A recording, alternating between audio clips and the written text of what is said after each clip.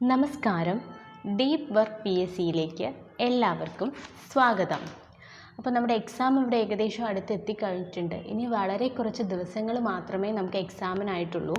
അപ്പോൾ അതിൻ്റെ മുന്നോടിയായിട്ട് നമ്മൾ റിവിഷൻ സ്റ്റാർട്ട് ചെയ്യേണ്ട സമയം ആയിട്ടുണ്ട്. ഇനിയും നമ്മൾ ഡീറ്റെയിലായിട്ട് പഠിക്കാത്ത ടോപ്പിക്സിനെ കുറിച്ച് അതിൻ്റെ പുറകെ പോവാതെ പഠിച്ചത് തന്നെ നന്നായിട്ട് റിവേഴ്സ് ചെയ്യുക.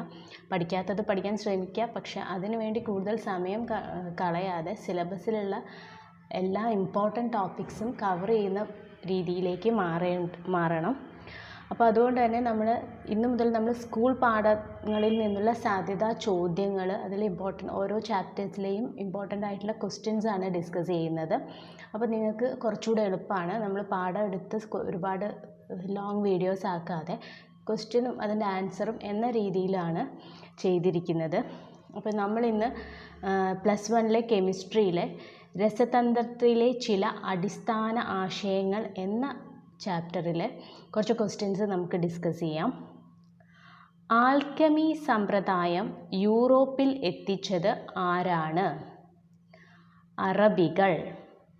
കടൽ വെള്ളത്തിൽ നിന്ന് ഉപ്പുണ്ടാക്കുന്നത് വിവരിക്കുന്ന പുരാതന കൃതി കൗടില്യൻ്റെ അർത്ഥശാസ്ത്രം. ഗൗൺ പൗഡർ മിശ്രിതം നിർമ്മിക്കുന്നത് വിവരിക്കുന്ന ഉപനിഷത്ത് രസോപനിഷത്ത്. രസരത്നാകർ എന്ന കൃതിയുടെ രചയിതാവ് നാഗാർജുന. ലോഹങ്ങളെ ജ്വാലയുടെ നിറത്തിൻ്റെ അടിസ്ഥാനത്തിൽ തിരിച്ചറിയുന്നത് വിവരിക്കുന്ന ആദ്യകാല കൃതിയാണ് രസാർണവം.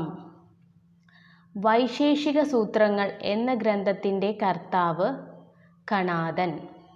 വ്യത്യസ്ത മൂലകങ്ങളുടെ 2 അതിലധികമോ ആറ്റങ്ങൾ കൂടിച്ചേരുമ്പോൾ ലഭിക്കുന്ന പദാർത്ഥം സംയുക്തം. ഒരു വസ്തുവിൻ്റെ അനന്യതയ്ക്കോ രാസസംയോഗത്തിനോ വ്യത്യാസം വരുത്താതെ അളക്കാൻ സാധിക്കുന്ന ഗുണങ്ങൾക്കു പറയുന്ന പേരാണ് ഭൗതിക ഗുണങ്ങൾ. ഒരു വസ്തുവിൻ്റെ അനന്യതയ്ക്കോ രാസസംയോഗത്തിനോ വ്യത്യാസം വരുത്താതെ അളക്കാൻ സാധിക്കുന്ന ഗുണങ്ങൾക്ക് പറയുന്ന പേരാണ് ഭൗതിക ഗുണങ്ങൾ. രാജ്യാന്തര അളവ് തൂക്ക പൊതുകൂടിയാലോചനാ സമിതി, അതായത് CGPM എന്ന രാജ്യാന്തര സംഖ്യാ ഉടമ്പടി ഒപ്പുവെച്ച കൺവെൻഷൻ്റെ പേര് മീറ്റർ കൺവെൻഷൻ, പാരീസ് 1875. രാജ്യാന്തര അളവ് തൂക്ക പൊതുകൂടിയാലോചനാ സമിതി CGPM 1875 പാരീസിലാണ് മീറ്റർ കൺവെൻഷൻ ഒപ്പുവെച്ചത്. പ്രകാശ തീവ്രതയുടെ യൂണിറ്റ് ഏതാണ്? കാൻഡല. ഒരു പദാർത്ഥത്തിൽ അടങ്ങിയിരിക്കുന്ന ദ്രവ്യത്തിൻ്റെ പേരാണ് മാസ് അഥവാ പിണ്ഡം. ഒരു വസ്തുവിൽ ചെലുത്തപ്പെടുന്ന ഭൂഗുരുത്വ ബലത്തിനു പറയുന്ന പേര് വെയ്റ്റ് അഥവാ ഭാരം. ഒരു വസ്തുവിൻ്റെ മാസ് എപ്പോഴും ഡാഷ് ആയിരിക്കും. ഒരു വസ്തുവിൻ്റെ മാസ് എപ്പോഴും സ്ഥിരമായിരിക്കും. ഇന്ത്യയിലെ ദേശീയ അളവ് തൂക്ക സ്ഥാപനം national physical laboratory. International bureau of standards എവിടെയാണ്? പാരീസ്. കിലോഗ്രാമിൻ്റെ പ്രാമാണിക അളവായ ഇറിഡിയം പ്ലാറ്റിനം സിലിണ്ടർ സൂക്ഷിച്ചിരിക്കുന്ന international bureau of weights and measures ഏതു രാജ്യത്താണ്? ഫ്രാൻസ്. കിലോഗ്രാമിൻ്റെ പ്രാമാണിക അളവായ ഇറിഡിയം പ്ലാറ്റിനം സിലിണ്ടർ സൂക്ഷിച്ചിരിക്കുന്നത് ഫ്രാൻസിലാണ്. ദ്രവ്യ സംരക്ഷണ നിയമം ആവിഷ്കരിച്ച ശാസ്ത്രജ്ഞനാണ് അന്റോയിൻ ലവോസിയ. ദ്രവ്യം നിർമ്മിക്കാനോ നശിപ്പിക്കാനോ സാധ്യമല്ല. ഈ ആശയം ഏതു പേരിലാണ് അറിയപ്പെടുന്നത്? ദ്രവ്യ സംരക്ഷണ നിയമം. സ്രോതസ്സ് ഏതു തന്നെ ആയാലും ഒരു സംയുക്തത്തിൽ ഒരേ മൂലകങ്ങൾ ഒരേ അനുപാതത്തിൽ അടങ്ങിയിരിക്കുന്നു. ഈ നിയമത്തിനു പറയുന്ന പേരാണ് സ്ഥിരാനുപാത നിയമം. സ്ഥിരം സംയോഗ നിയമത്തിൻ്റെ മറ്റൊരു പേരാണ് സ്ഥിരാനുപാത നിയമം. എന്താണത്? സ്രോതസ്സ് ഏതു തന്നെ ആയാലും ഒരു സംയുക്തത്തിൽ ഒരേ മൂലകങ്ങൾ ഒരേ അനുപാതത്തിൽ അടങ്ങിയിരിക്കുന്നതിനാണ് സ്ഥിരാനുപാത നിയമം എന്ന് പറയുന്നത്. 2 മൂലകങ്ങൾ കൂടിച്ചേർന്ന് ഒന്നിലധികം സംയുക്തങ്ങൾ ഉണ്ടാവുകയാണെങ്കിൽ അതിൽ ഒരു മൂലകത്തിൻ്റെ ഒരു നിശ്ചിത മാസ്സുമായി ചേരുന്ന രണ്ടാമത്തെ മൂലകത്തിൻ്റെ മാസ്സുകൾ ഒരു ലഘുപൂർണ്ണ സംഖ്യാ അനുപാതത്തിലായിരിക്കും. ഏതാണ് ഈ നിയമം? എന്താണ് പറഞ്ഞിരിക്കുന്നത്? രണ്ട് മൂലകങ്ങൾ കൂടിച്ചേർന്ന് ഒന്നിലധികം സംയുക്തങ്ങൾ ഉണ്ടാവുകയാണെങ്കിൽ അതിൽ ഒരു മൂലകത്തിൻ്റെ ഒരു നിശ്ചിത മാസ്സുമായി ചേർന്ന് രണ്ടാമത്തെ മൂലകത്തിൻ്റെ മാസ്സുകൾ ഒരു ലഘുപൂർണ്ണ സംഖ്യ അനുപാതത്തിലായിരിക്കും. ബഹു അനുപാത നിയമം.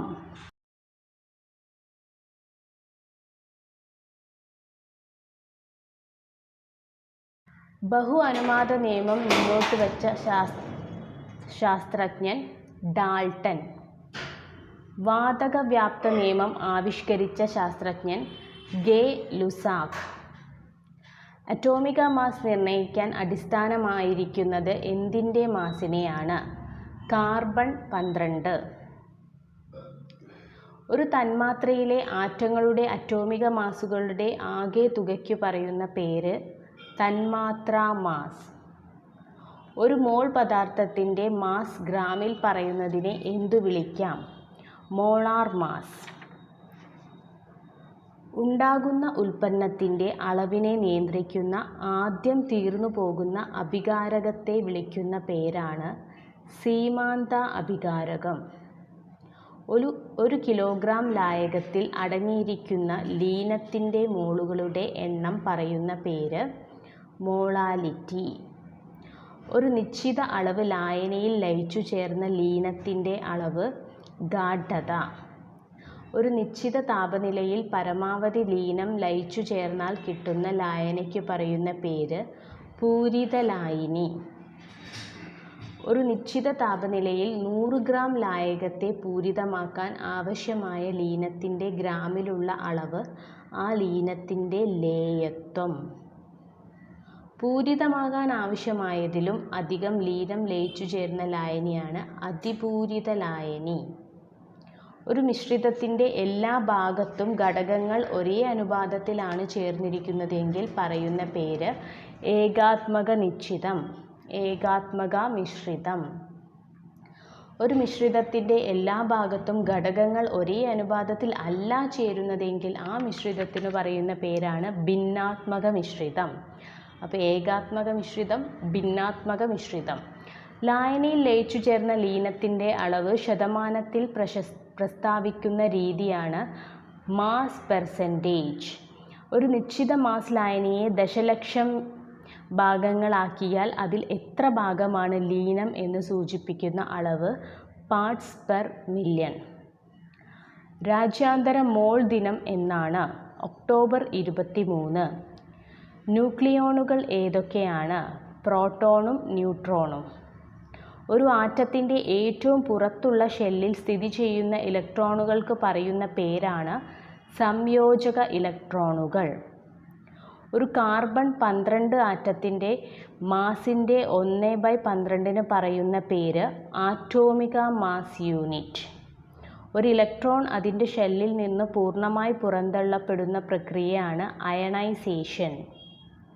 ബാഹ്യാത്മക ഷെല്ലിലെ ഇലക്ട്രോണുകളെ നീക്കം ചെയ്യാൻ ആവശ്യമായ ഏറ്റവും കുറഞ്ഞ ഊർജത്തിനു പറയുന്ന പേര് ionisation energy. Atomic physics and human knowledge, the theory of spectra and atomic constitution, atomic theory and the description of nature എന്നീ പുസ്തകങ്ങൾ എഴുതിയത് നീൽസ് ബോറാണ്. Atomic Physics and Humor Knowledge, The Theory of Spectra and Atomic Constitution, Atomic Theory and the Description of Nature, Niels Bohr. Quantum ഭൗതികത്തെയും തത്വചിന്തയെയും കൂട്ടിയിണക്കുന്ന complementarity തിയറിയുടെ ഉപജ്ഞാതാവാണ് Niels Bohr. ആറ്റത്തിൻ്റെ ക്വാണ്ടം മെക്കാനിക്കൽ മോഡൽ എന്ന ആശയം മുന്നോട്ട് വെച്ചത് എർവിൻ ഷ്രോഡിങ്ങർ. നീൽസ് ബോറിനോടുള്ള ബഹുമാനാർത്ഥം പേരിട്ടിരിക്കുന്ന മൂലകമാണ് ബോറിയം. പ്രപഞ്ചം നിർമ്മിച്ചിട്ടുള്ളത് അതിസൂക്ഷ്മ കണങ്ങൾ കൊണ്ടാണെന്നു BC 4-ാം നൂറ്റാണ്ടിൽ സമർത്ഥിച്ച ഗ്രീക്ക് തത്വചിന്തകനാണ് ഡെമോക്രിറ്റസ്.